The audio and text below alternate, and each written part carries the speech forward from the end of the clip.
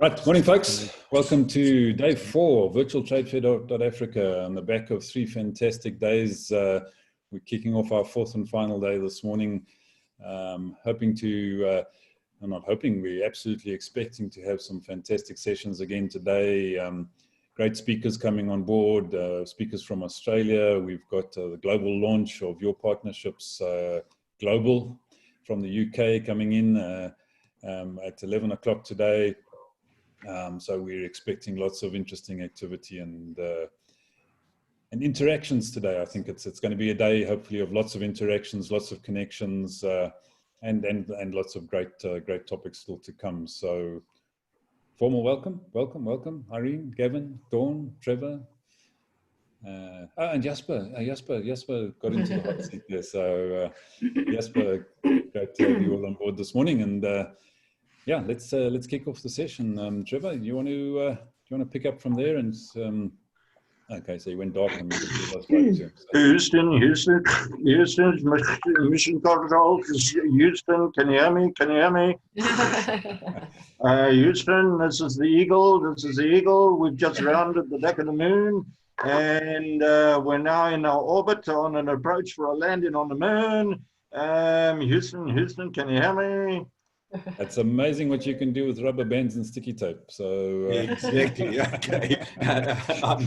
Friday morning we took off this thing with a rubber band, and we screwed a couple of pieces of balsa wood and propellers together, and look where we are now. I mean, 3 days of just it's been magnificent. I cannot believe what this little thing has achieved just by launching it from Houston and taking off. So, you know what, I wanted to open here because we've opened up every morning to say we wanted to share with anyone who is listening just what this journey has actually done. And I think we've gone through just identifying the quality of the speakers from day one. I must say, I thought day one, that's it. We've absolutely excelled. From here, it's all downhill. There's no way that we're actually going to match with the quality that was achieved on day one. And then day 2 came along, and then day 3 came along. And I tell you what, that's why I believe we've shot for the moon, and we're now circling around the moon. And hopefully we're about to land in about 8 hours' time onto the surface of the moon. No one thought it could be done. And I think we've opened people's eyes to the potential of what can be achieved from this little venture and on a global scale. And then we also talked about, getting to identify the value of the inputs that go into this platform.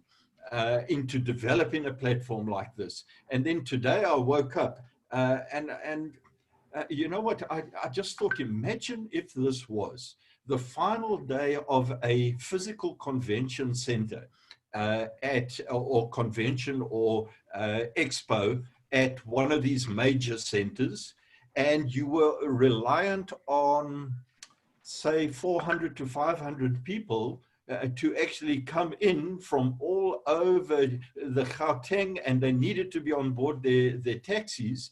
And I was up this morning looking, 4 o'clock, there was not a taxi to be seen. The commuters were sitting there, they were stuck. People were being taken off. Staff arranged buses to get essential workers in there. So imagine if you needed to open up, people had just flown in internationally from all over the world to attend this. They were there for the final day of this trade fair, and they rock up and you can't open it. Dawn, tell me what would happen in that type of environment. You're the expert. You've been around here for the last 20 odd years. Would you be able to run a conference like that, or an expo or a trade fair? I think it would be quite difficult without the people on the ground. You know, it would open, it would definitely open, but it would be juggling a lot of balls because everybody's going to have to be doing multiple things. So it would be huge pressure. Yeah. And Irene, you want to have a comment there just from your experience? Yes, sorry, Trevor. Yeah, no, I think you'd have your hands full. I think you'd have a. Sorry, Trevor, my dog's barking. I'm just going to mute for a moment there. That's fine. It sounds like you at one of our preparatory meetings. Oh, you better do this. No, I'm joking, Irene. I'll continue on there for you. But if it wasn't for the inputs of Irene and Dawn, just to let us know what the difficulties are in staging the physical world of conferences so that we could understand it. And I've shared with folk that I didn't come into out of that particular world. But I have had a couple of stands and exhibitions for the companies that we've had, and I've known the difficulty of just being there with one little exhibition stand and trying to organize staff and people and follow up and all that sort of thing. Now imagine trying to do that with 100 exhibition stalls or 1,000 exhibition stalls, and then you've got no one to help you through the final day. You're in big trouble. So this little journey of ours, just to see what we could do from an online perspective. And our initial discussion was, well, the industry is in trouble. That's what Irene and Dawn explained to us. So what can we do? And over the last 3 days, we have just been blown away with the type of connections. I mean, Ivan will perhaps come on board. I think I heard him say there was some 15,000 interactions sometime during yesterday. In the third day, he'll probably come and tell us what happens in the fourth day. So maybe with a bit of luck, we get over 20,000 interactions where other people are sitting at home doing nothing and others are forced to stay at home because they don't have the transport system in place. Is, you know, after COVID, is there any way we'll ever go back to business as it was pre-COVID? Because now you recognize that there is the potential to bridge the gap between crises that might happen in the physical world with what we have got in the digital world or the virtual world. So I'm very excited about the potential of this. And I also want to go down the route of turning around and saying, man, this little rubber band was put together by a group of individuals. And I asked them to sit and consider. Now, I've got 20X on my cap. And that 20X, it reminded me at the beginning of 2020 that I was listening to. I love people like Peter Diamandis, who is networked with Elon Musk, and you can see what he's actually done. A good South African boykie, shooting for Mars, and how SpaceX actually left off. And connected to Anthony Robbins, who has built this billion-dollar enterprise in getting people to uplift themselves from a personal development point of view. And almost all of them, in fact, it was Peter Diamandis, I think, who turned around and said, you know what, we've got to think 10X, we've got to think moonshots. And I mean, he's been a really fantastic source of inspiration for someone like myself who likes to see what are the top people in the world actually doing.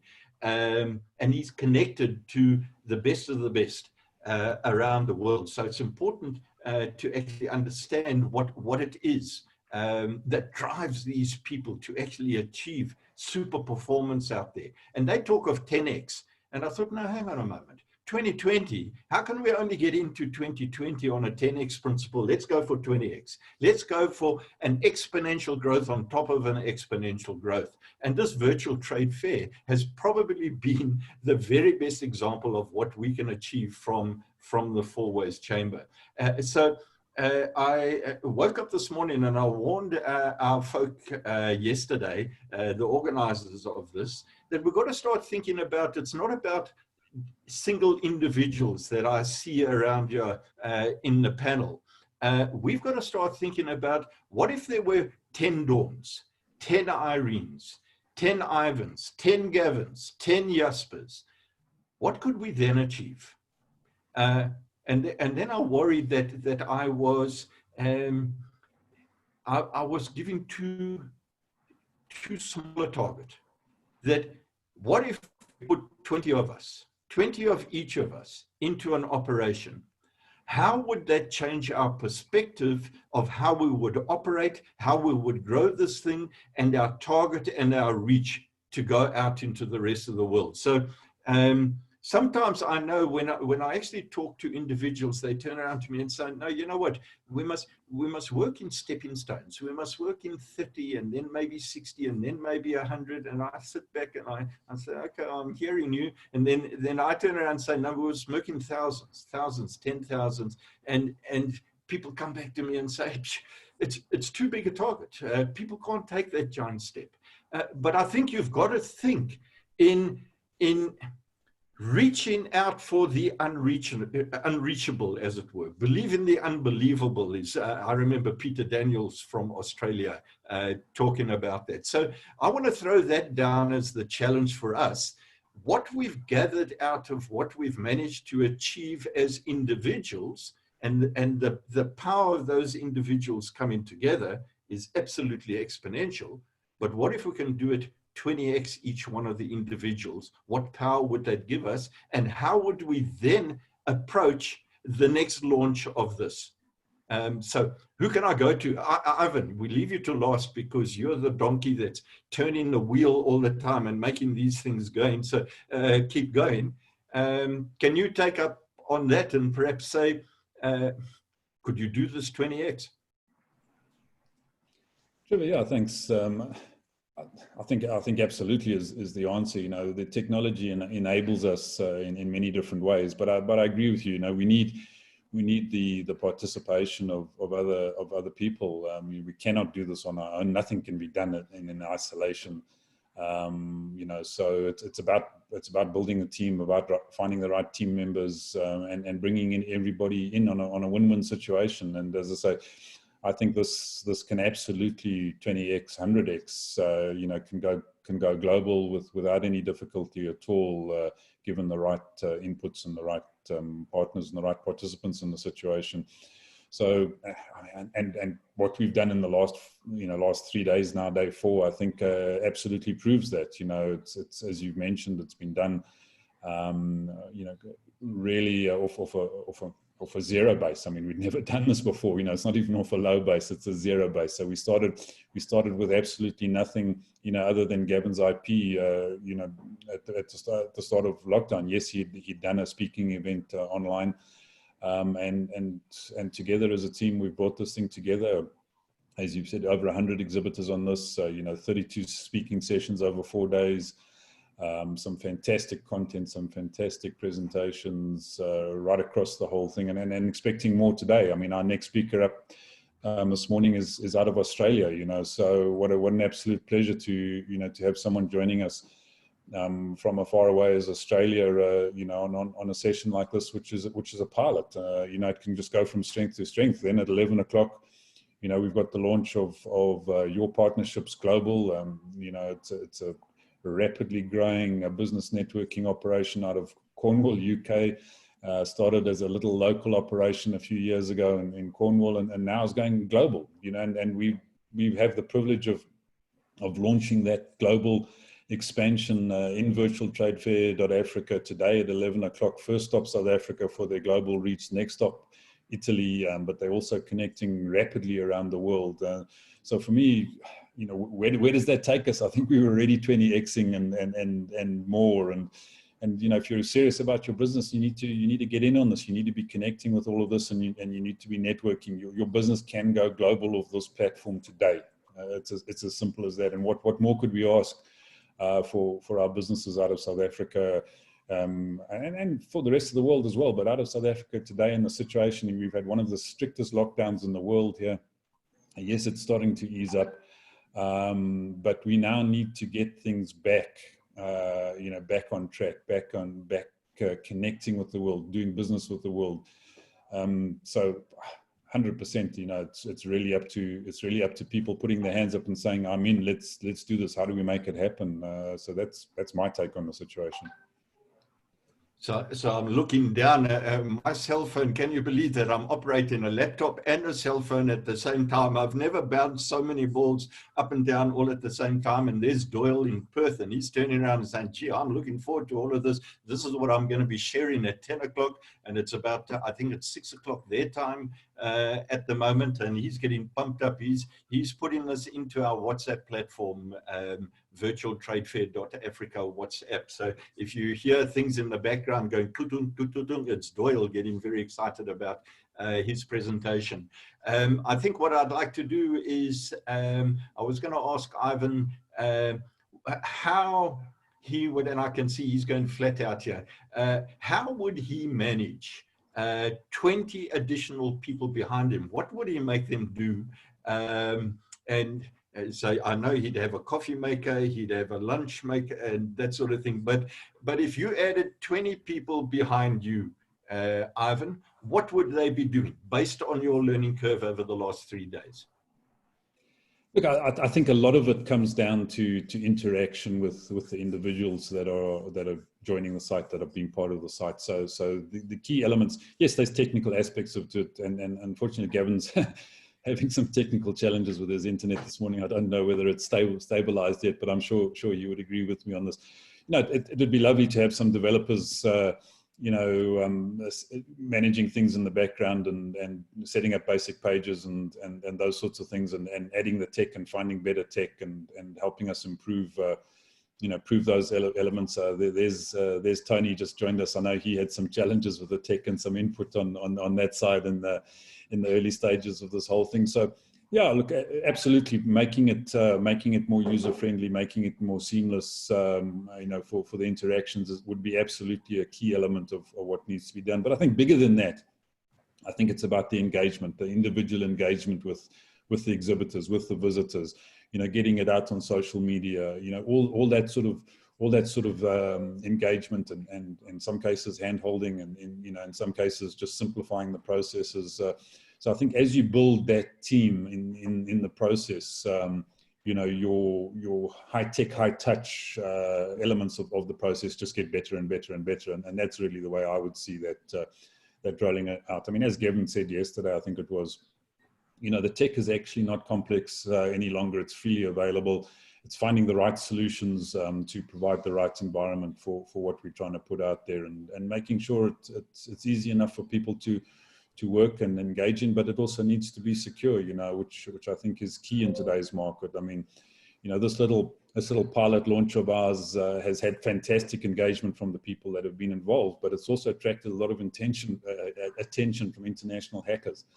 Trying to break into the site, trying to get into the back end, and so we've got to balance these things, and that takes time. It takes skill. It takes people. So yeah, I think there'd be a lot to do, and a lot to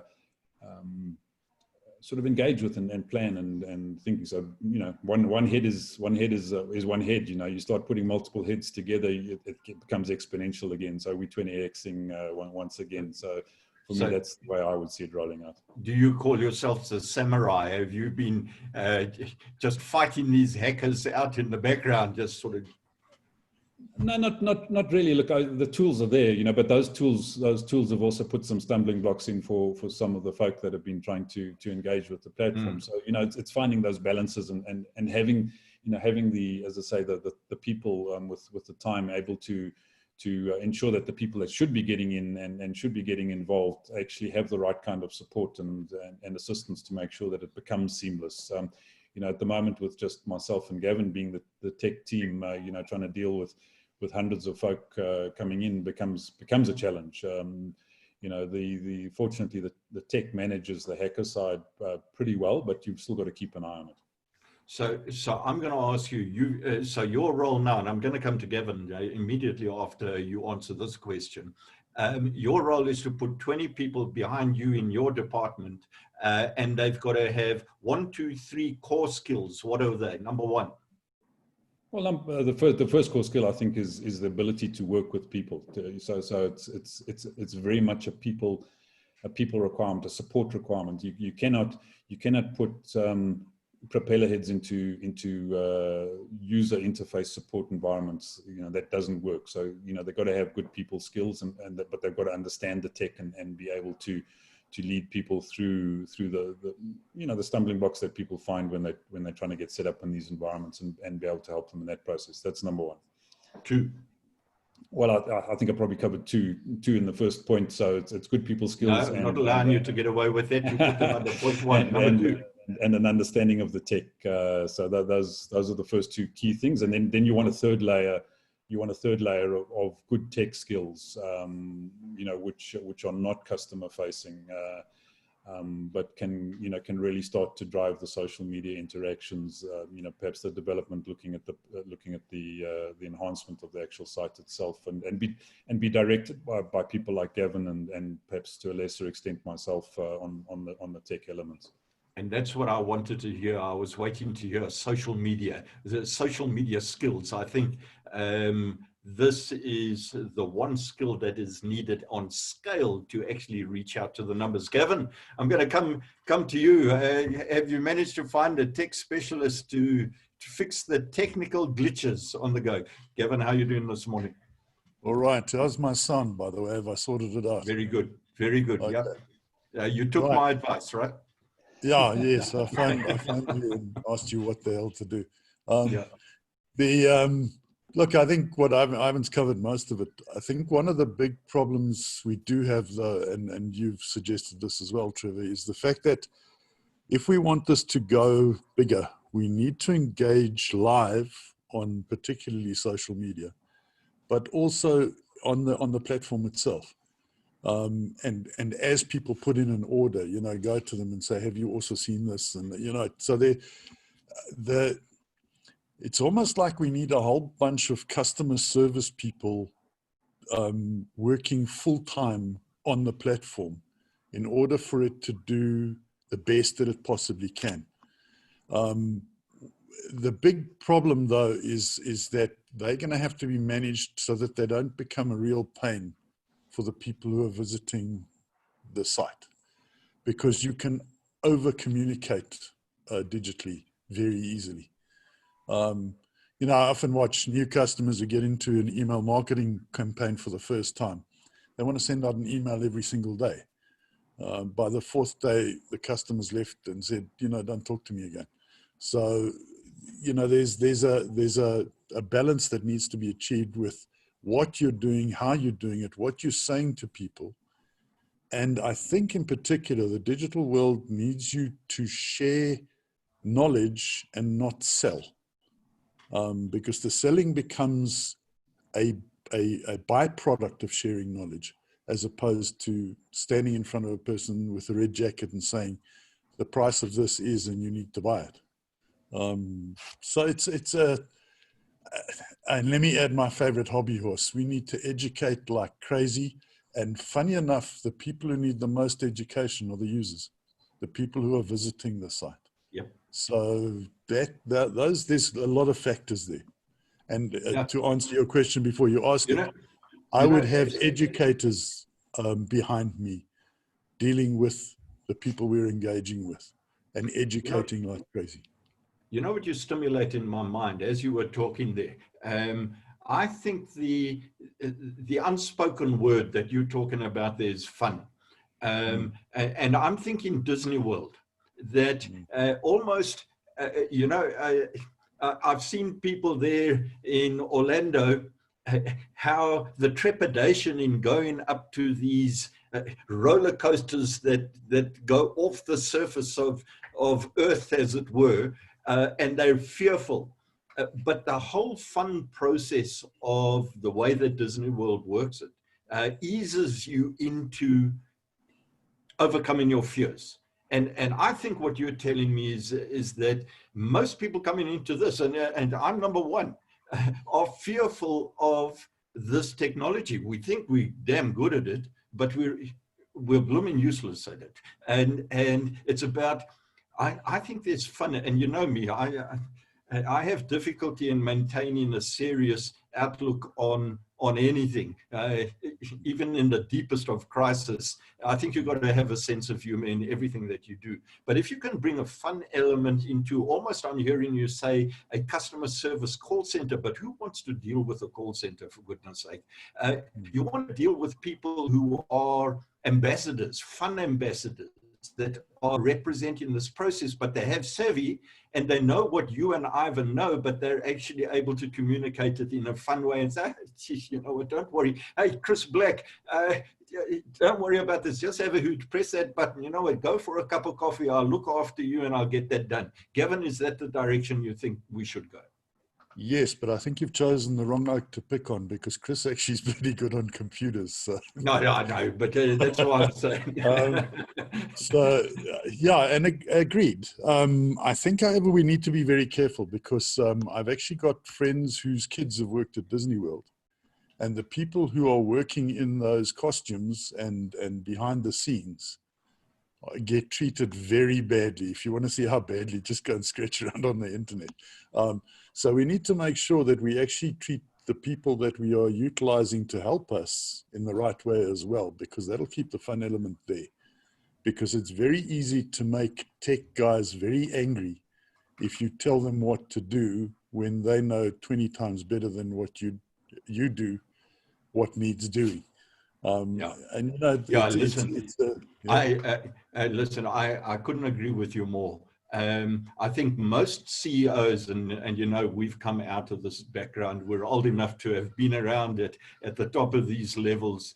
And most of us, and I know in most of my operations and any projects that I've done, fun has been a critical driver of the process. But there are some people that are so serious that they actually don't understand what you mean by fun. And then if you're a leader that actually turns around and says, let's have some fun, but you're whipping them every step of the way, there's no fun being a donkey. Ask Ivan. Yeah, look at him. Okay, but you highlight exactly what we got to do. So you know what I'm going to do? I'm going to ask Dawn to come on board. I was hoping to catch her while she was trying to drink some coffee and just embarrass her a little bit. When you're listening to this discussion and we've turned around and said, okay, Ivan 20x a department, Gavin 20x a department, because I don't want them to think between the two of them, they only need to have 20 odd operators in their department. I'm talking 40 operators here, just for beginning, okay? Now, 20 odd people behind you, what are they going to do? And try and bring it into the context of how we've been discussing here. How does that open our mind? What would you do with them? What would you be directing them to actually do if they were in your department?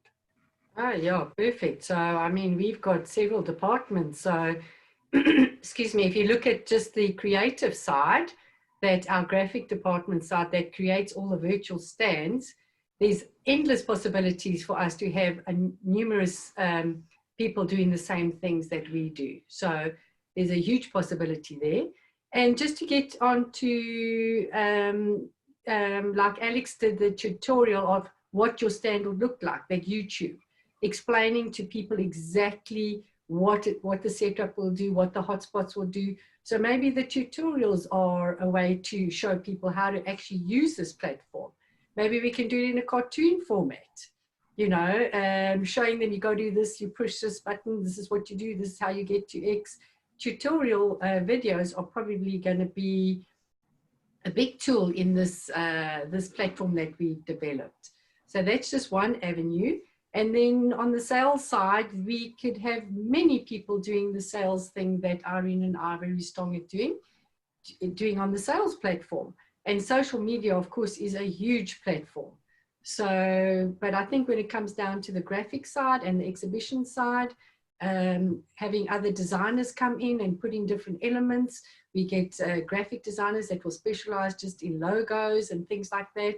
Never mind all the 3D packages that can be designed and animation. And then, of course, we're going to take this whole show to another level, to the virtual movement through the actual expo. So there's huge potential for us to find 40, 50 people to come and work under us, under this platform. So Dawn, when you talk of a virtual movement, I'm thinking, is that our P&T break just before the start of each session? Not quite. No, okay, so we can take virtual too far, okay? Right. Yeah. Yes, Irene, I'm going to come across to you. So Dawn's got her 20 people, and I can see the focus is from a digital design perspective. She's now thrown you in the deep end and said, okay, Irene, you've got another department to run. You've got to add 20 odd people in there. What is your department? How's it going to run? And when you put 20 people, what are their prime skills that you require of them? And what would happen to this whole concept if you had that team backed up with 21 people in all the other departments? Well, I think it's, Trevor, mine is, I think, more sales orientated as well, to get more people on board from a sales perspective, definitely. Operationally, I don't think we really, because, you know, we've actually basically eliminated the whole operation side of things now, basically, if you want to put it that way, because it's all done online and it's done digitally.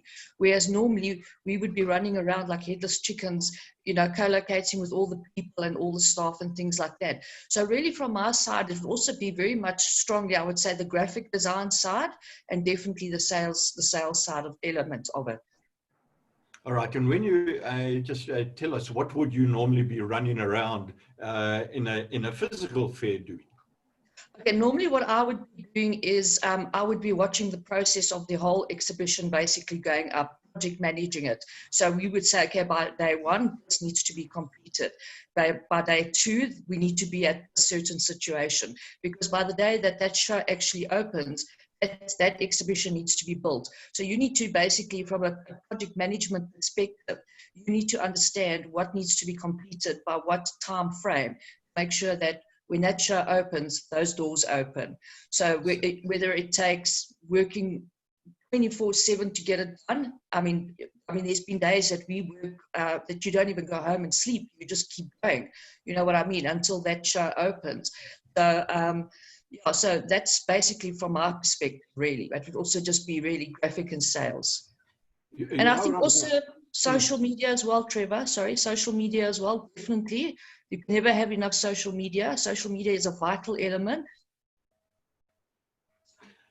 There are two things that come to mind here as you're talking, Irene, and one is, just give me, which are the most important days? If you've got a 4-day conference in your experience, which are the most important days in your experience? Which have tended to be the most critical days? Your first 2 days of build-up. Because if that's first 2 days, yeah, absolutely. Because when you say of build-up, is that prior to the actual opening, or the first 2 days of just getting to find your feet in the actual conference? No, the first exhibition. No, the first 2 days basically, if it's a 4-day show, let's put it that way, your day one and day two, if it's a 4-day build-up, sorry, let me just make it clear. 4-day build-up, your day one and day two is your most crucial days, because that will set the pace for day 3 and day 4, as what you can see that needs to happen. All right, and tell me now, you've had 3 successful days, which we've had here. I mean, it's just blown us away what has actually happened. Yes. And you arrive back to the traditional venue, let's say a huge venue in Midrand, and you've had 3 fantastic days. What's your expectation for day 4? Day 4, to me, today is the most important day, because today we've got to blow blow everything out the water. You know what I mean? Because day sets also what we basically said for day 1, day 2, and day 3. Day is your. You wake up this morning. You wake up this morning, and there's a general taxi strike. Now what? Yeah, that's a bit of a challenging situation, as you say. You're going to have your. No, don't talk to me. I mean, you've got visitors from where? All over the world. They've flown in. They've got the feel of what's going on. They've got the 4th day. And I mean, people spend, if you think about it, if they fly 5, 10 representatives of the various companies in, and they've spent anything from $500,000 to R1 million on their stand, and you are the organizer, and you woke up this morning and there's no one on the roads. What now? Well, you've got a serious problem on your hands in my books, you know what I'm saying? Because, I mean, you've got a show to run. You need people. You need feet through that door. And you need people to help them. All right, exactly. Listen, I throw this thing in. I don't know why I throw it in, but I just throw it in. Thanks, Irene. I'm gonna go to Jasper because Jasper, I think, like me, has been completely blown away with the 3 days experience that we've had. So Jasper, I'm asking the same question of you, and that is,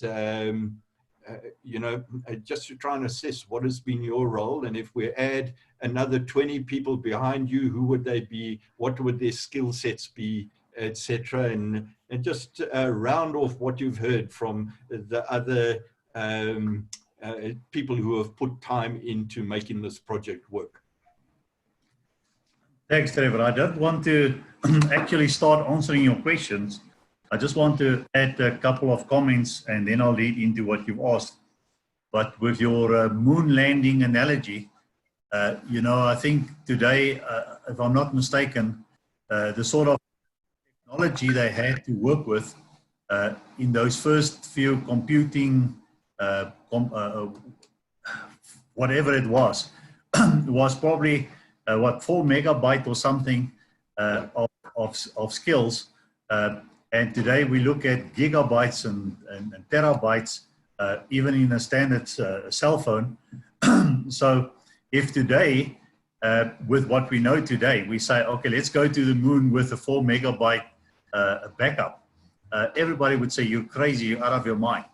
So then in that context, that famous words of Neil Armstrong, a small step for man, but a giant step for mankind, has huge significance, because what it did, it showed what can be done. And that whole lead up, and still, and now we talk Elon Musk, and the vision is Mars, and all the other stuff. It simply just shows what can be done. And once a person has break that barrier of what can be done, I think it unleashes a whole lot of potential from people who were almost stuck, and there's a word stuckness, in their old paradigms. And now that breaks that paradigm, and they say, hey, now this is possible. So what can we do here? And I think what this simple event that we are busy part of has done is to almost just break paradigms and show what can be done. And I think, Dawn, if I'm not mistaken, it's the typical, it's the actual exhibition industry that has now basically said, toughest guys, so we can't host a international event this year. It's now postponed almost indefinitely, but let's have a look at it in 21. And for the reason that you just mentioned, with all the physical constraints, we hope and believe, and like Trevor said, there's a huge need for this human interaction. But in the meantime, what do we do? And I'm excited that we've shown people, listen, with glue and pieces of rubber band and whatever, look what's happening. 3 months ago, we didn't even know about each other. Now we're going to listen to a speaker from Australia. Then we're going to connect with networks from the UK.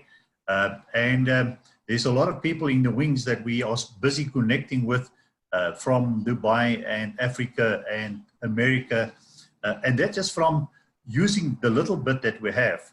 And now it's here. So having said that, some of the issues that I think in moving into this new era is to also understand that a lot of people are not used to this platform. And as we started to engage on WhatsApp, we had to almost teach people the ethics of how to use WhatsApp, so that otherwise a WhatsApp group for a specific industry or a specific task can easily be abused, with people sending their kids photos or making snide comments and stuff like that.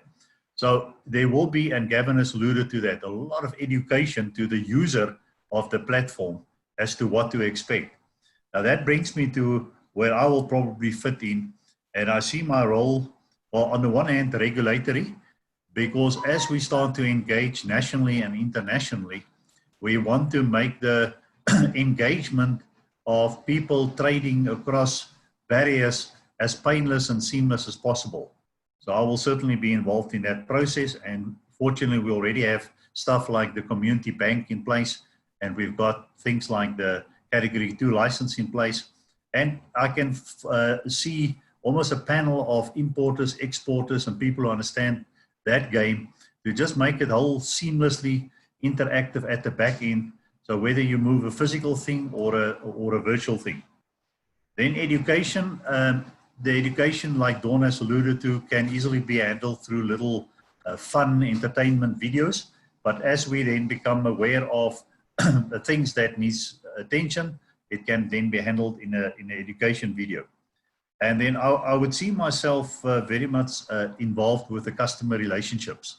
So as we start seeing people engage and want to engage, to make sure that, because we can so easily miscommunicate, and there can be so easily cases of, what do you call it, wrong expectations, because people miscommunicate.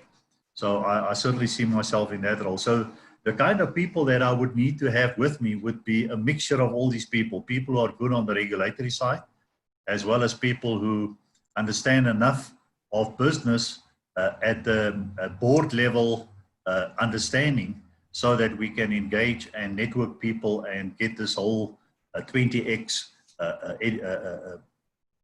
thing starting. So yes, I think that's where I would go to. So if I could expand it a bit and say, Jasper, from the early beginnings of this, which really began on the first day of lockdown, as it were, or the expectation of that, and the complete annihilation of an exhibition industry, conference industry, hospitality industry, tourism industry. If we had to have 100 people behind us, just try and put into what surprised you over the 3 days, into what you think can be achieved if we had 100 people fitting into our concepts, the organization for the next event. What would it be like based on the surprise that you've had over the last 3 days?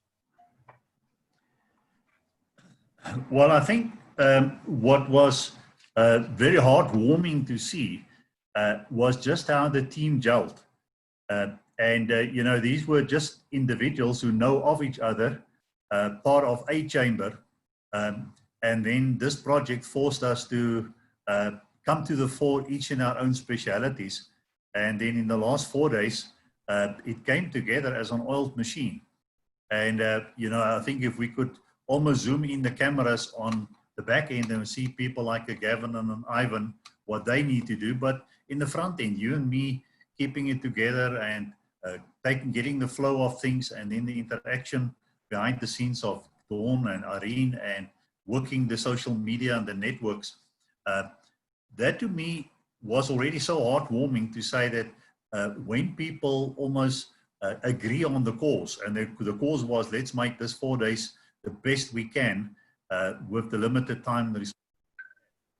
And I think we've exceeded it. And then the next surprise to me was the quality of the speakers, who then all stepped up to the plate and had a sense of, listen, I'm not just talking to the 20 people in front of me, I'm talking to 20,000 people who I will reach through this media. And they did a fantastic job in bringing over their content. And I liked the way they did it, not in a terms of almost in your face trying to sell you stuff, but almost just relaxed, educational, and here it is, do with it what you want. And I think the people who had most results and people who now want to engage with them and say, where can I find your products or services, were those people who made it fun, educational, good testimonials. And yes, we will certainly improve a lot. And I think with, like all the previous speakers have said, the big thing here is people lose track of time. Here we all are already on the last day of an event. So a lot of people are so busy that if you don't constantly remind them and drive through the media and the social media and make sure those that you want to have visit the site do so, that would be the role of probably most of the people, because I think, like Ivan and Gavin have said, technology, you don't need too many people handling it. The more important thing is what do you do with what you have? Okay, thank you, Jasper. And I noticed a very important point from Tony Koppel, who set up an exhibition stand, and he was talking about, man, I want more sales. I need hundreds of times more people. And I absolutely agree. So for me, any exhibition, any fair, if you talk to the exhibitors, they will always turn around to you and say, listen, I've just not made enough. I haven't had enough sales. And to me, having been an exhibitor, I know the problem for conference organizers on that.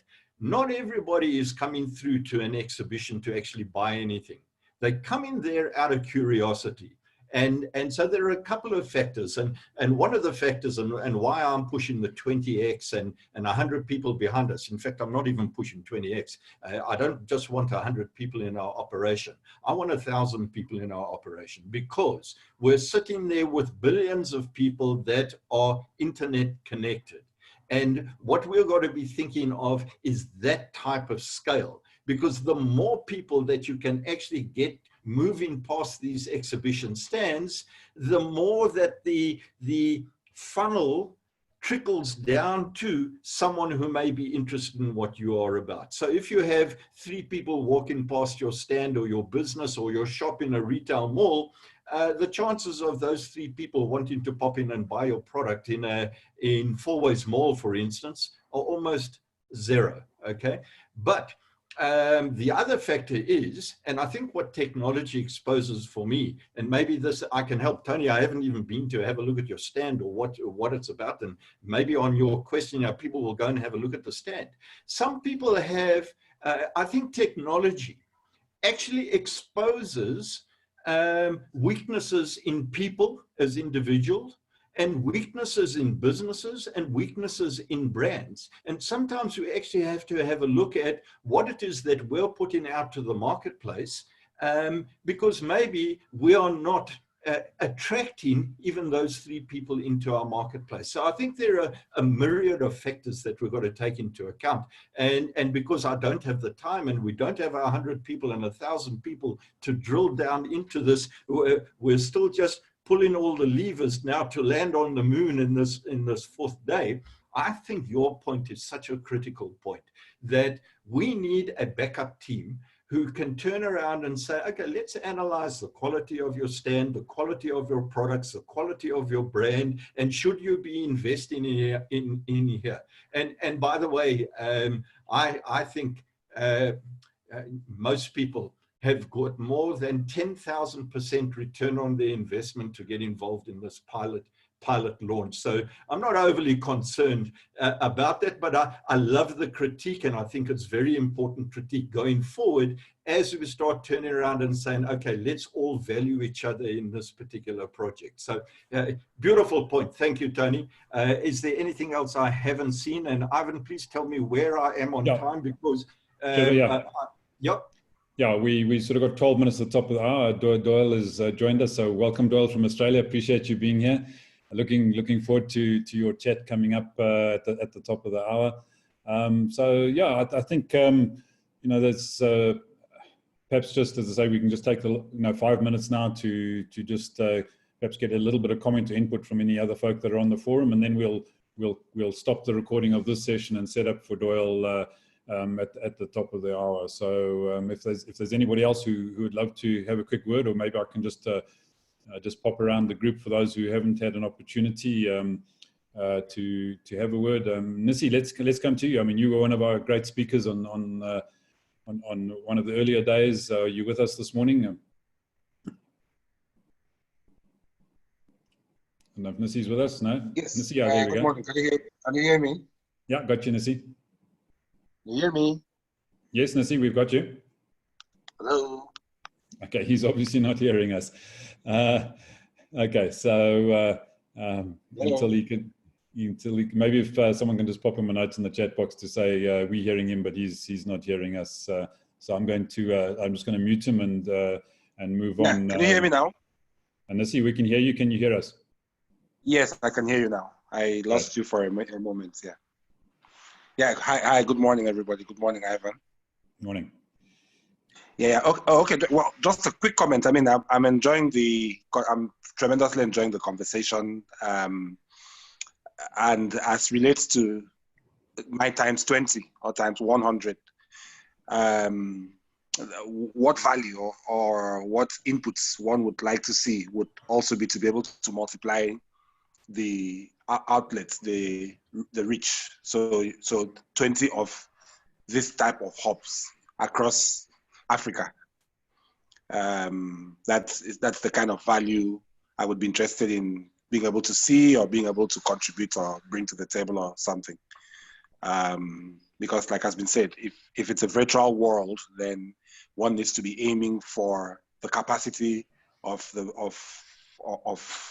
virtual reach, which is not thousands of people, not hundreds of people, but hundreds of millions of people and probably billions of people.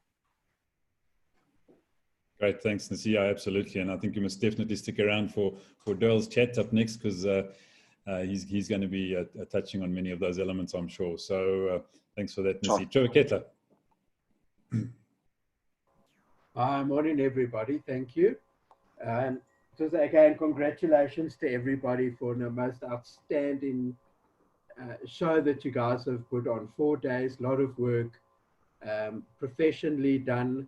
I sent a message to Jasper the other day, just your ability, and Trevor and Ivan asking the questions and keeping the whole thing flowing. Very, very professional, and really proud just to be of you guys. It's absolutely fantastic. And I really hope that it's going to go a long, long way. But I just want to know from Doyle, what rugby team does he support in Australia? Because you know that they're not so. Well, Trevor, Doyle's a Canadian. He might be in Australia, but so that could be a whole nother conversation, Doyle. Yeah, it definitely is a longer one. No, I don't have an Australian accent. I've been living in Australia for like 10 years, though. So I can understand Australians, but I can't speak like them. You're forgiven. Oh, thanks. Right, thanks, Doyle. Thanks, Trevor. Sorry, Chris Black, let's pop across to you. Firstly, I'd like to echo what Trevor said. Congratulations to you guys. You've done a really fantastic job and have gone beyond the wildest expectations, I think.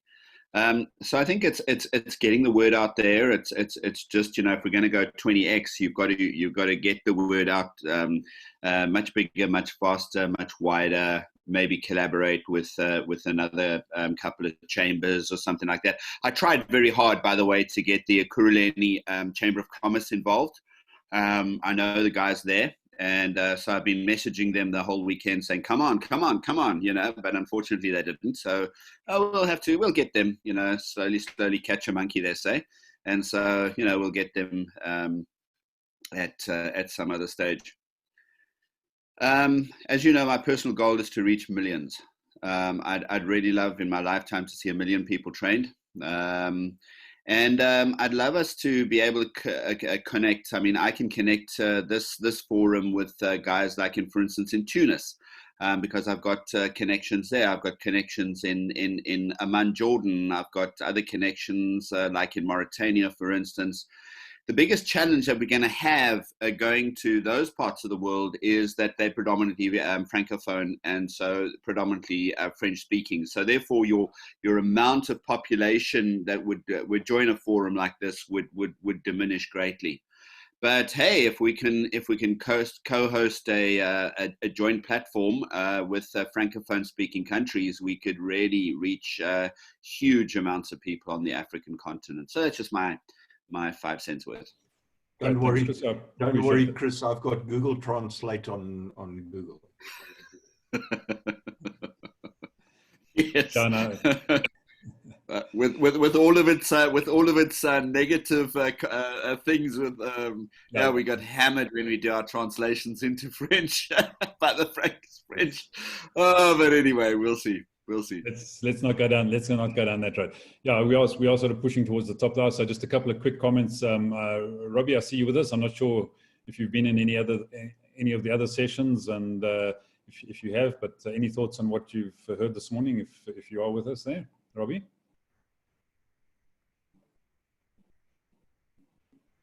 Robbie, no, okay. Naughty, iPhone Naughty. I'm not sure iPhone Naughty is, but Naughty, if you're with us. Just a quick hi from you, and have you been part of the sessions during the course of the weekend? Hi. Hi. Hello. Yes. Can you hear me now? I got you. Okay. I haven't been part of the conversations throughout the past 4 days. I only attended yesterday per Mpuseng's invite, and I loved the presentations. So I heard that there was going to be another one today. So yeah, I am here. I'm joining in. I'm very much interested. I'm in the construction industry. So yes. Okay. Excellent. Thanks, Nati. Well, we did have someone on talking about innovative concrete beams over the weekend. So maybe you need to pop back and have a look at one of those presentations if you're in construction. They're all on our Facebook page. So if you just go to virtualtradefair.africa on Facebook, all the sessions are broadcast live and are available for review, and they'll be going up onto YouTube later in the week as well. So we'll be sharing those widely. So everything is recorded from here. Okay, now that would be great. I would definitely love to go through them as well. Super. Thanks, Nadi.